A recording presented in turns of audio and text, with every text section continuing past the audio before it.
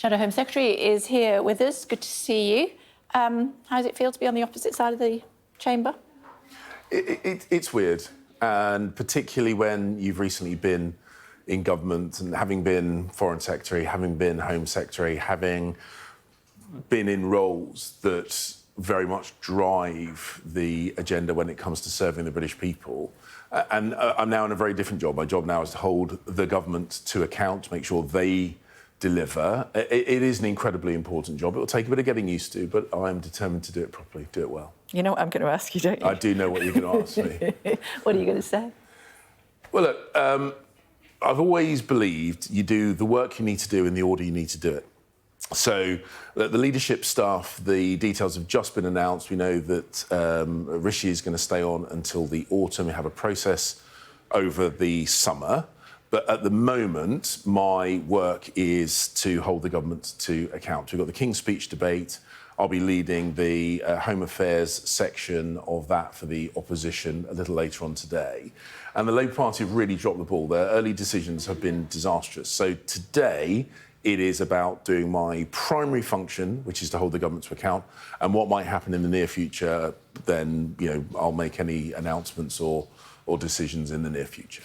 Mel Stride was on yesterday. He said there was a reasonable chance that he will run for the job as Conservative leader. Is there a reasonable chance that you will? There's a reasonable chance. Yeah, and look, we enter public service because we want to serve the British people. And as I've said, particularly as a Conservatives, we are not a lobby group, we're not a think tank, we are not the political arm of some movement. The Conservative Party exists to provide good government. When we're in government, it's our duty to do it well. And when we're ejected from government, as we have been at this general election, we need to think about why that happened, what we need to do differently. We need to get ourselves in order. Well, look, it is never just about an individual. And that's a really, really important thing. But you need to thing. lead. Yeah, there needs to be strong leadership, but it's never just about an individual. So we need to think about what happened and what we need to do to, as I say, hold the government to account and then get ourselves back into government. And I'm sure a lot of other people as well, will be thinking about the best way of doing that. If you decide to run, do you have the backing of 10 MPs, which is what you will need right now? Well, look, I've had lots of very kind words from colleagues, both former colleagues and current colleagues. As I say, so the decision about any kind of future leadership ambitions, that's for later on. Why are you also coquettish about this? Well, look, because as I said, I've always strongly believed that you should focus on what you're meant to be doing when you're meant to be doing it. But if you throw your hat in the ring, then people will know that that's what you're going to do, and then we can ask you about other things.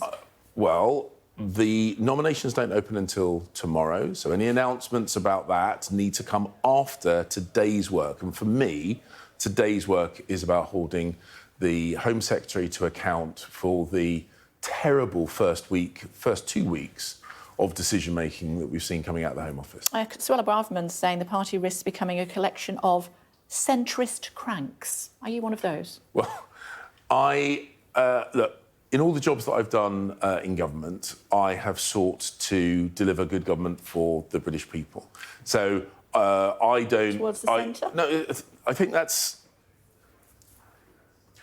So I think trying to carve up and divide up and factionalise... It's not me, it's No. So I think that's the wrong way of thinking. This is about serving the British people and how best to do that. I've always felt that the Conservative Party is at its strongest when it has a wide range of opinions. I mean, I got into politics in large part because of Margaret Thatcher, and she had a real diversity... You don't look old enough. Well, that's very kind of you. I have a real... you look at her, she had a real diversity of views around the cabinet table. There were discussions, they were had behind closed doors, and when decisions were made, they were deployed in a unified manner. I think that's a very, very strong model. She is very much an inspiration for me, and I want to make sure that we as a party get back into that habit, whoever the leader is, get back into that habit of having robust discussions but then acting in unison. OK, £700 million, according to Yvette Cooper, has already been spent on the Rwanda policy in order to send, in her words, just 4 volunteers there. 0 migrants were sent there. Can you now acknowledge that it was a waste of money? I can acknowledge that as a made-up number, as a nonsense number. And the problem that that's got... So we spent just around £290 million was that a waste of money? No, for buying services from the Rwandan government. Because of the Labour Party tore up that agreement. But you didn't send anybody? It is now likely that we will not recoup very much of that money. And £300 million and you didn't send one person? No, hang on. You're skipping across something here. What's that? So she was claiming it was 700, so we are now conceding that that's Well, I don't know. That's what she says. And the thing is, I must accept your number because you were the Home Secretary. Bingo. So I'm going with that. All, nevertheless, my point is £300 million without anybody going. So we both agree the 700 million was a nonsense number. I didn't say that. The point being, we asked the Rwandans to do things, to build infrastructure, to recruit judges, to create and nobody was sent there. Asylum systems. No one sent there because the Labour Party tore up the agreement. Because you couldn't win the election. Because people didn't like your policies. Didn't even have the good grace to inform the Rwandans directly. They told them before the election that if they won the election, they would cancel the plan. The Rwandans, and they've been very, very elegant about their response to this.